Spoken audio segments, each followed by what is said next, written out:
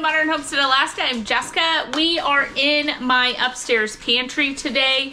We have to get completely restocked and figure out exactly what we are shopping for. We're getting ready to head out and do a Costco, maybe Walmart, maybe something, a local grocery store, whatever it will be. My daughter and I are doing that tomorrow, so that'll be in an upcoming video.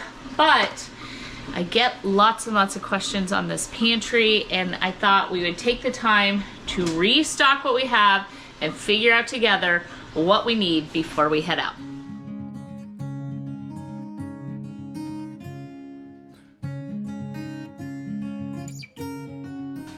Recently, in a different video that I can link at the end here, we pulled all of this up out of the basement, and these are the type of totes that all of our big stock is in our basement, and I need to figure out what's needed here and go through these totes first, because what we never ever want to do on adventures like this is just run out and spend a whole bunch of money, have no clue what I have at home because I've allowed panic or environmental or the news or elections or something to interfere with my emotions, and I have no clue what I'm doing. So I preach, teach, harp on, let's do this logically and step by step. We cleaned the basement last week, and now this week we're pulling up what we need to figure out what we have in order to only buy what is necessary. These totes are labeled. This is the one I need. It says daily spices on it. To me, a daily spice is something like onion powder, garlic powder. We have lots and lots of stuff in here, and I have it all on my handy dandy. This is like a tool cart from the Home Depot that you roll things around on, and we're gonna be able to use this. So let me get myself organized and we'll start figuring out what's in this tote. All right, I cleared the cart, set some things off to the side where I'm just dealing with one thing at a time, and that background noise is the washer. Sorry about that. In fact, I can pause it. Real life around here. We actually need to get some stuff done. So I'm gonna see what's in here and just start grabbing off of the shelf the containers that this would go in. So let's see. We have garlic powder. Find some. Voila! Right straight off the bat. This is how this system works. Backup spices are kept on the big racks in the basement, and then we go into the half-gallon mason jar. So using this tray, I have a little bit left here. Maybe 2 cups or so. And then I order my spices from Azure. They come in these bags like this. This is 1 pound of garlic powder. Just take the corner off. And so on average, 1 pound of garlic powder would actually fill a quart size mason jar. So about 2 pounds fills a half gallon. We recently, the last time we were in this pantry, refilled all of these, and look at how much of that I've already used. In maybe a month's time or less, but so much. We actually cook from scratch, and so using all of these spices and things is actually a lot. They go a lot faster than you would think. If you don't cook a lot from scratch, this would be an aggressive amount, and I would definitely not recommend stocking up like this just for looks. If you're not using these things, please, for love, only buy what you're going to use and in quantities that you're going to use it. Okay, perfect. So we have that full. Whoops. Made a little bit of a mess, but I did go get a wet rag I'm going to wipe everything down with. And then we have the one for the kitchen full as well. So just using a wet rag. I have to leave the room a bunch and rinse everything off, but that's all right. There we go. Garlic powder down. And I don't see any onion. Yeah, I'm not seeing any other garlic powder. And so now my overflow storage that comes in here is completely out of garlic powder, and we can see exactly how much garlic powder we have in the house. So in a previous video when I dumped something in a 5-gallon bucket, I did get the question, show more of what fits. And I wanted to talk about the difference between, I just showed you what fits for a powder. And so if I spent all this time in the video to show you that onion powder takes up the same amount of space as garlic powder, or it's gonna be similar to ginger, cumin, cinnamon, all of those things, the texture of it and the way that it's condensed, what 1 pound takes up volume wise is actually quite different. Did you see my son walk by? So I don't need to necessarily show you what fits by repetitively doing spice after spice. So onion, garlic, cinnamon, all of that. We know that 1 pound, if we're ordering from Azure, is probably going to fit in a quart size jar. Azure has 1.5 quart size jars. If it's something that maybe doesn't quite fit, those are a different shape. And then here we have 1 pound of something like a red pepper flake. This is going to take up a different volume in the jars. So I went ahead and refilled again what is in the kitchen, bringing the red pepper flakes to here. Watch some of these spices. They always bite me in the throat a little bit. All right. And then I grabbed a trash bag as well for all the trash. So 1 pound of red pepper flakes generally will take up a bit more space. So because of the way that it's all separated out and so on, we were only able to get half of that in here, and now we have this left. I knew that it wouldn't fit. I, however, was willing to open that, and now I'll just put it in a bag and seal it back up, and we'll wait for it. And in fact, this is going to go in a container. Excuse me. We use, so this was gravies and chilies and seasonings. I need to use a little nail polish remover and get that off, but I clean these containers. I am gonna put the red pepper flakes in here and leave them in the upstairs pantry, not seal them and take them back down to the basement. And my reason is my personal family is gonna go through those so quickly that I can just pull them out of here and I can mentally look and say, this is all the red pepper flakes that we have in the house. We are heading into baking season. I am so excited.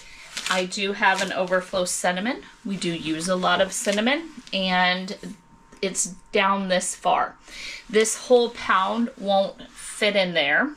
Cinnamon, unlike red pepper flakes, I'm not actually going to open them up. I'm going to wait until they're needed, and this is going to go back into the overflow to the basement, and I'm not just going to open and seal things for video purposes. Same with the ginger root. I won't go through this bag fast enough to refill the jar. However, onion powder. The onion powder, 1/2 gallon. It's hard to tell because the spices, but it's all the way down here. And so this is for sure gonna fit. So we'll grab that.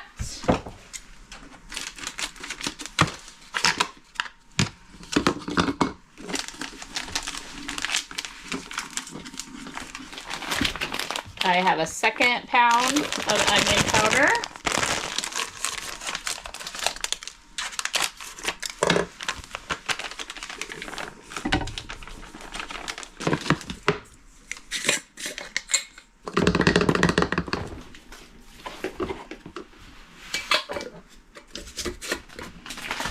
I'm gonna breeze through this box real quick, and I will be right back with the next section. So something I wanted to show you is a lot of times what I will do if it's a spice such as paprika.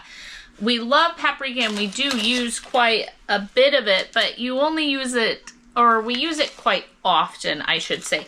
When you use something like this at our house, we use it in such small quantities that when I ordered this back up, obviously we've used a ton of it. I know on this channel I have shown you this jar to the brim, completely full. So what I like to do when I get it from Azure, if it's going to be a spice that may have to sit in this bucket for a year before it gets put into the jar for a year, something like that, I will nip a side of it, of this bag, and then I will seal it, vacuum seal it. The thing that causes spices to go bad is not time, it's air. And so by doing this, sucking all of the air out of the spice bag, this paprika is going to be just as fresh, if not fresher, than what is already on the shelf. So, because this is so low, and this says 822, so that is when this was sealed in here. And I can look at the dates by dating things and know how long it takes our family to work through something. Now, when you seal this spice like that, it does kind of make it clumpy, but it doesn't make it clumpy in the sense that you, like, I'm easily breaking those clumps up. So no problem, I'll get it in the jar, we can shake it around, it will break apart. However, something like sugar should never be vacuum sealed. You should never suck the air out of it, because the clumps that you would get in something like sugar is never going to come out. So you can run this through, what are they called? It's not a sieve, but you do it with flour. What's the word, ladies? Put in the description box the word. You swirl it around, and it, I can't find the word. But there's a thing I have in the kitchen that I could run this through that in order to break it all up. I'm not that concerned with it. We're gonna get it in the jar and move on with our day. We have lots more sections to get through. But I wanted to give you maybe some tips and tricks of ways to seal the spices for a long time without losing the quality of flavor. Two more things I want to show you. This is dry jalapenos, and we go through these like crazy. I will try and find the link to these on Amazon, and that is where I actually have to get them. What did I do with my scissors? All right, so I get these on Amazon, and then I order large quantities. And so this is us being able to actually see. So you see how I clipped the edge of that bag, put it in another bag, and right now the smell of it is choking me. Because dry jalapenos are very, very, very strong. But this is a 1 pound bag. See how big that is? And then this is a half-gallon jar that's completely empty. And we'll see how much of this goes in here, giving you that idea of what fits where. Because sometimes, until I figured all of this out myself, proceed with caution. Okay, so see how full to the brim I had to shove it down? 1 pound of something dry like a jalapeno takes up the entire half-gallon jar. Oh, these are dried hatch green chilies. Same concept. I have a huge overflow bag of them as well, and we've used so much out of this tote that it everything that was piled on top of it down there that needed to find its way in has now worked its way to the bottom. And then I've divided out the shelf. Let me show you. So working my way through this rack, kosher salt, that goes up there. We have tons of this in the basement. So we now know that these are what they are. I've either refilled them, we have back stock, whatever the case is. And now I set a couple of jars down here and then these over here, and we will look and see, does anything need to be refilled, and do I have the things for these jars? So I need a second after the jalapeno, and then I'm gonna package up this box. With the exception of this lavender, I would like to have a jar for it, and I don't have a jar right now, but I actually want the lavender up here with the freeze-dried items. So up here we have our beautiful freeze-dried section, and Aaron ate all of those cherries, so we're missing some parts, but that's okay. I want the lavender with the yarrow and all of these different herbs that we dried in the month of August. And so I'm just gonna stick it up there, and I know that I need to get another pack of these half-gallon jars if I can manage to find them in this state. All right, 1 tote down, already taking that out of here, and 2 to go. So this one reads spices for baking. However, I can see right off the bat, not everything would be considered in someone else's mind a baking spice, such as dillweed. Let me tell you why in my head these are separated like this. They're separated like that because the vast majority of the spices on this rack are things I consider for baking. The nutmegs and, well, pumpkin pie spice, anything having to do with that. However, everything on this rack here, with a few exceptions, I have lots and lots of different salts that I keep, and so they might be in different size jars, so ignore the salts, but let's just talk spices for a second. Everything up here I don't use in a quantity of where I would go through a half gallon of it in a reasonable amount of time.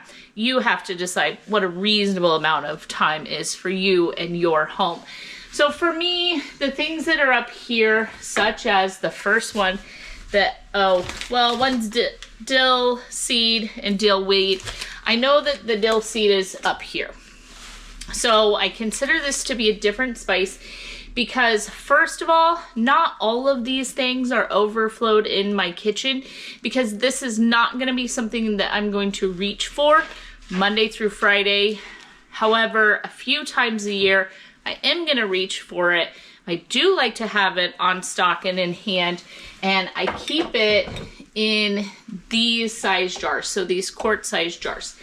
Some of these quart size jars refill half-pint jars in the kitchen, and what they are is for sure. So pumpkin pie spice, this is gonna refill a half-pint in the kitchen, and the whole point and purpose is in the baking section in the kitchen. I'm able to grab some of those more readily used spices when we're in a heavy baking season. I'm hoping I'm making some sense there. So these are going to less likely need a refill, and then they're going to be something that generally when I find it up here to be empty, I don't have an overflow of it in the basement. However, there are going to be some things like these are whole cloves. What do we got here? Oregano. Now this is a regular spice over here, but like oregano and these guys, 1 pound takes up so much space. These spices I do keep. So that is my whole point, is they're not very typically and daily used, but they are a spice that I want to have a bag. I do want to talk about really, really lightweight things. So the red pepper flakes, the green chilies, the jalapenos, those take up a certain amount of space. Parsley, this is a 1 pound bag. What you might not be able to see on camera is it is folded in half. And 1 pound of parsley flakes is going to take up at least two entire half-gallon jars. The super lightweight spices, herb spices such as oregano, take up a massive amount of space for a little bit of weight, and they go a long way. You don't use like 1/4 cup of oregano in something. You use just a little bit. And so a 1 pound pack of something like an oregano, a parsley, even though I buy them from Azure in the 1 pound, this is gonna last me a couple of years. And so that's why I put them in and I sealed them up real nice and tight. Now, I'm gonna run through this, and if there's any honorable mentions, I'll bring you back. I went through this whole tote, so lightweight now. When you have a pantry like what we have designed, laid out, and stocked, it is so important to take bits of time to actually go through all of this and see what you have going on. It is a huge investment to have a pantry like this, and I just really want to encourage you today, just like I've gone through this tote here, worked it down, gone through the spices, have more on the cabinets, pulled some stuff down to the side that are like, ooh, wait a minute, we've got to get us some of that. Working through it, I so encourage you, just take it off in bits and chunks. Like if you just have one tote with additional spices and you just deal with one, if you have a kitchen that has a spice cabinet in it and you don't maybe keep a back overflow or stock like that, I just encourage you today, go through it. Look at what you have. See if you have any doubles or duplicates. Can you condense? Can you work that down? And then see what you're running low on.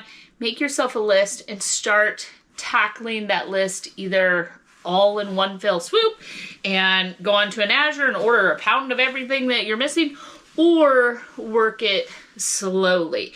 Either way, do what is best for you and your home, but do something today. If you have any form of a stocked pantry, work through something. I hope you find that encouragement in working through my pantry with me.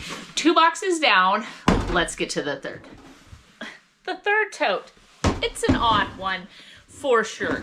These are items that are going to be either in weird packaging, or I can't or don't get them from Azure, so here we go. This is my family's favorite garlic salt. We get these at Costco, and I have a jar for this. So that's in this tote, and then some other strange things. Some raisins. We have cocoa powder. Cocoa powder comes in huge quantities, and you might use a little, but you also might use a lot. If you're making some no-bake cookies, you're gonna use a lot of cocoa powder, and I don't consider cocoa powder to be a spice, but I also don't want a 5-gallon bucket of cocoa powder. So what does one do with these odd things? That is where the one of the 3 odd totes comes into play. And so in my mind, I categorize things like cocoa powder and maybe some cornstarch, panko breadcrumbs, and some other odds and ends, spices and such, that I would like a little bit of a backflow of it. It does take up a portion of my pantry. It does have dedicated space to it, but I don't want a massive quantity. I'm never going to use a 5-gallon bucket of cornstarch, so I'm not going to buy 5 gallons worth and give that amount of space in the pantry. So this one is actually going to work through the fastest. I want to touch on this container versus a half-gallon container. You might have picked something like this up at Costco, and in your home, you have all these. When you look at a commercial kitchen and we go to like the business center, they have, oh, I don't have one in here, but they have the really big plastic containers of spices. And if all of your spices were this size and you just line them up along your pantry shelf or your kitchen or wherever you have them, that is excellent. If this is the design and this is what you want to invest in, and you do not want to decant things into mason jars or anything else in general, 100% I would support this. I don't care what containers you keep your personal spices in, but you might wonder why I don't just stick this spice in here or use it in the kitchen or whatever.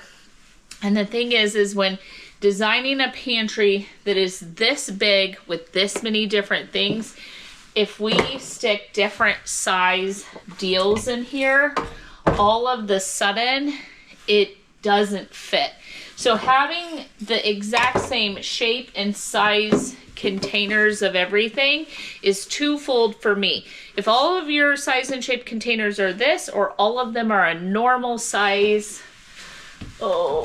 something like this at your house, that's fantastic. Do it that way.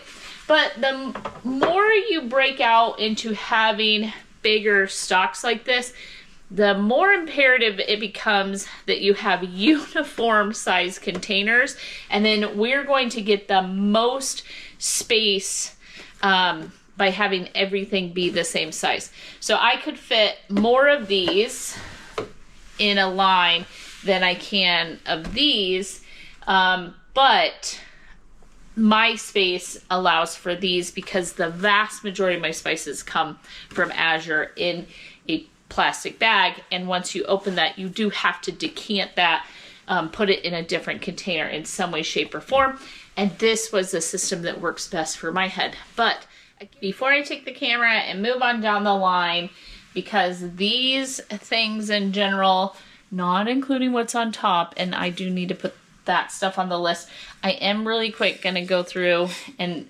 mark out a couple of spices that we are almost completely out of, and that is black peppercorns. So I just bring my phone into the pantry, pepper, and I am going to add this on to my Azure order, and then I can check it off my mental box and just be done with it. It literally says whole black peppercorns, ordered 3 times already from Azure. So I'm going to do 3 times 1 pound. That is very expensive, but $43.31 is what that is going to cost me. And then the other thing I don't have any backup of, and it is nearly gone and we use a lot, we call it Rancher Steak Rub, because it used to be the Montreal Rancher's Steak Rub. Azure calls it something different. I'm going to put this on the list as well. Azure does call it Montreal seasoning for steaks. So if you're looking for that original steak seasoning, I just call it Rancher's Steak Rub. So 4 ounces is $4. We would never do 4 ounces. I'll probably do 3 times 1 pound. This is a whole lot cheaper than black peppercorns. 3 1-pound bags is $16.49. So go ahead, add that to the cart. After bringing all the storage and preps, I'm now climb up the ladder and I'm going to go through the shelves. Let me see. So these are corn products. These are stored in 5 gallons. Don't need any of that. This I have to get somewhere else, the garam masala. But nothing is running so low that I feel like, you know what, I'm gonna add cinnamon sticks. We use a ton of those in the winter time. On the wood stove, I like to put like these dried lemons and dried orange peels, cinnamon sticks, some clove, and get some spices going in the house. Let me see. Brown mustard, yellow mustard, all of that looks great. I'm gonna add cinnamon sticks when I get down. 4 ounces of them is $6. Let me see what other sizes they got. 1 pound is $18. We'll go ahead and just grab 1 pound of cinnamon sticks. We ignore this shelf. What happened here was it had an original plan and my husband has taken it over and he buys his spices, his pit barrel type, what is this, meat church, all these different spices that my husband likes. And so I have just let him have this shelf. I don't worry about it. When he's out of something, he is really good at ordering and dealing with it on his own. And we have to make space for the other people in our kitchen that cook. And so we're gonna ignore this altogether and then move on and make sure we don't need anything here. This is a brown gravy from, it's like a powdered brown gravy bouillon type thing from Azure. That's completely gone. Let me grab some of that. Woohoo! We got done with the biggest, hardest section to get through things. And now we are here. This is my baking section. So we have all of the chocolate chips, white chips, different nuts and dried fruits, and let's see, coconut, powdered sugar, baking powder, baking soda, anything in those realms. And this, we were completely out of cocoa, and then I realized it was in the basement in the tote, and so we get to refill this. All right. Ta-da! We actually did it. We worked our way through all 3 totes. What is left in here is 1, everything but the bagel seasoning, 1 garlic salt, a little bit of cornstarch, 1 panko. The panko goes right up here, and it's full, so I don't need to open that.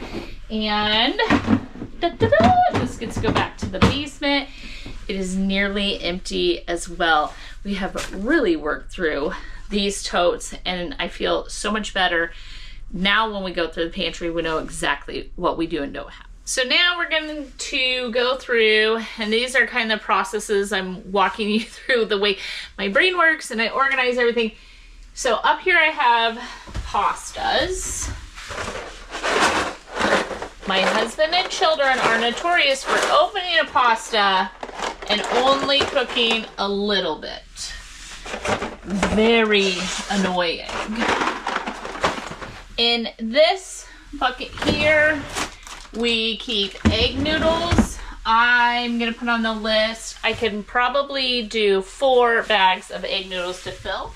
Way up here. So we do 1, 2, 3 totes of pasta because pasta goes super duper far. So a 1 pound pack of pasta can really extend any type of meal, really. So let's get in here. What isn't open? So we have 2 bow ties and 1 shells left. So that's almost empty. Oh wait, why does my family open a box of spaghetti, then set it back on the shelf open like this? We have a spaghetti holder. Woohoo! Voila! Check this out. Not only do we have 1 box of open thin spaghetti, if this is your house, you have to hit me with a thumbs up. We have 2. So they're a little bit different thickness and pasta. However, no one will know. So let's put those in there. Let's see what we have left up here. All right. So this one's a little bit fuller. Oh, not even pasta. So lasagna and a couple of my rice noodles. So are we seriously? We use the lasagna. So I have 4 lasagnas, 1 spaghetti, and a couple of rice noodles. Wonderfully. We are here. These are jams and jellies. Most of them are homemade. Everything from fireweed to mint to cherry. And this one, Destiny's grandma, she's such a forager. She made this from several different wild things in Alaska. I'm not even 100% sure what is in here, but I think there might be, I'll have to ask Destiny exactly. But Aaron says it's lovely. He opened one and had some on toast the other day, but she just made these a month ago out of wild things that she harvested in Alaska. And then down here, everything you see here, I know I have a stock of in the basement. These are peas, lentils, dried beans, all different kinds, colors, textures, different stuff with that. All of this is refilled from the basement, and we are not going to be stocking up on that this month. Up here, this is Aaron's like smoking stuff. So a meter that he would put in the meat, smoking gloves, anything to hang on his smoker, so on. And then I do keep some plastic utensils, paper towels, those sort of things up here. We try not to use them because I don't just like to fill the trash with those.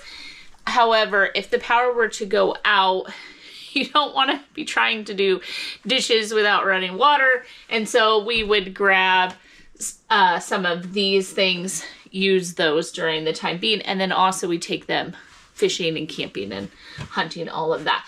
So we are checking here because most of this is not ordered from Azure. These are things that are picked up in lots and lots of different places. This is one of the weirdest stocks I have. Do you know what these are? So this one's almost empty. I'm gonna have one. They are chocolate covered coffee beans. What a fun treat. Okay. This cocoa that we've almost used all of it was a huge thing from Costco. And it had candy canes in it. So peppermint candies. And this is fantastic. So I'm going to put this for sure on the list. And we're going to look to see if Costco has brought that back or not. This is an espresso. What's wonderful is when we go ice fishing. And when people come over in the wintertime, I have a white chocolate, dark chocolate, regular cocoa, one with the candy canes, an espresso. Settle them out with some marshmallows and things like that. And everyone just seems so happy to have a nice hot drink. This should go down here. Jumping down here, this is the time of year that we fill in these things as well.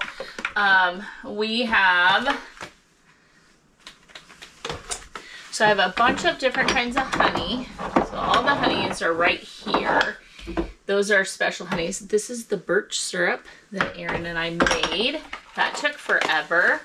And then some nectar. We have a bunch of puddings. So I'm not going to stock up on those. But I wanted to see here. Looks like we have 2 of the almond bark in dark chocolate and 2 of the white ones. Chocolate covered pretzels, all sorts of holiday treats made out of that. And we really want to make sure that we are ready. It is going to be November next week. And I'm so excited to get going with this holiday bacon again. I'm ready. I have people coming for Christmas. The whole 9. I'm just over the moon. So what I'm going to do is take a snapshot of what chocolates I do have. Instead of writing it down on the list, I'm just going to take a picture here. And then when we are at Walmart doing chocolates and such, I will just stock up on whatever we don't have. This section actually gets worked and ate through at a fairly decent pace.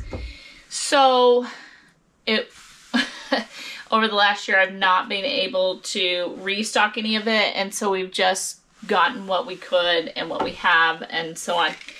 And this is dried fruits and nuts. We have an array of dried fruits and nuts. We managed to work our way to the last rack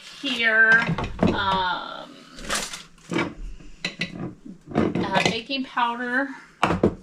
No, powdered sugar we don't need. Nuts like this, generally, my mom gave these to me. I usually get them at Costco, but Aaron eats raw almonds a lot in he just throws the bag in his lunchbox, as well as like there's some weird stuff, sunflower seeds, these like smokehouse almonds. So these I'm gonna move out of here.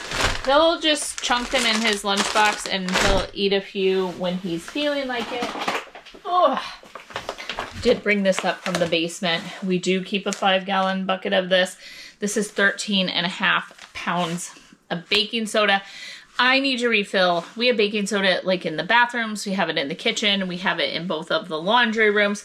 And then you also use it cooking and all of the different things. And I am completely out of baking soda upstairs. Swinging around to the opposite side of the pantry. Looking here. All of this is my canning section. These are kind of some store purchased canned items, and up here is generally where I keep condiments. I need to go through this. This is the main area that we will be picking up supplies in. So these are store purchased things. Get super unorganized. The almond butters, Nutellas, anything like that. Well, there we have it. In the last 2 weeks, we've gone through both the complete upstairs pantry and the basement pantry to see exactly what it is that we are missing. I know there's this idea out there of everyone should, I don't even know the idea. I don't understand the thought that we can grow and produce every single thing that we eat. We don't grow that many beans here. We don't grow wheat and pasta. Well, pasta's made from the different wheats and grains. We don't grow those in Alaska. And so I don't have the opportunity to grow or buy or produce or process every single thing that our family consumes myself. Hashtag mom dog, dog mom. So anything that we can produce and preserve ourselves, we have. The garden has been buttoned up and put away for the winter time. And so this is the food that we have. This is what we are working with. We have an ingredient household. So I prefer to buy, with very few exceptions, a single spice as opposed to what Aaron does, which is the mixed spices from Meat Church, things like that. I tend to buy a thing of yellow split peas or green split peas, and I don't buy the pre-mixed split pea, even if it's dried or whatever. But I have layers to my pantries where I will buy canned split pea soup or something that's already done. We didn't get the tomato harvest we needed in order to make all of our own hot sauce. And Aaron goes through, no lie, a jar of this hot sauce a week. So we'll do a major stock up on that. And that might not make sense to someone else that's watching. And all that I'm trying to teach on this channel as far as pantry and those things go is you have to do what is best for your home, but you have to also put time and effort and a thought process into what exactly it is that you're doing. And I hope by watching me you feel inspired to tackle a project within your own home, your own pantry, and then not feel like everything has to be completely homemade, homegrown, all of that. It is fantastic when at all possible it can be done that way. However, it's not a realistic way, and I don't know hardly anyone that fully can live off of what they've grown themselves. All of us shop, all of us go to the store and buy things. So I am going to fill up on condiments that I don't make from scratch and some different canned things. I was able to bring a bunch of canned items up here that I can quickly pick out of when we are making different stuff, and I don't always have to run to the basement for things that are store-bought, purchased, canned items. And we've already gone through all of that in the basement as well in a previous video. So with that, thank you for hanging out with me today. I really do appreciate each and every one of you that came and joined me in the pantry for a little decant, reorganize, refill, figure out what's going on before we head out. We at least have a game plan, some knowledge. I've taken some snapshots, some pictures. We know what we're doing before we leave the house. So I hope you felt inspired. If you did and you haven't yet, hit the subscribe button. If you ring the bell, you'll get notification. Thumbs up, comments, and sharing videos is how we grow around here. So thank you, those of you that participate in those things as well. As always, I hope that you are blessed. I hope you find something to be grateful for this week. And I hope you will be back for the next video. Bye for now.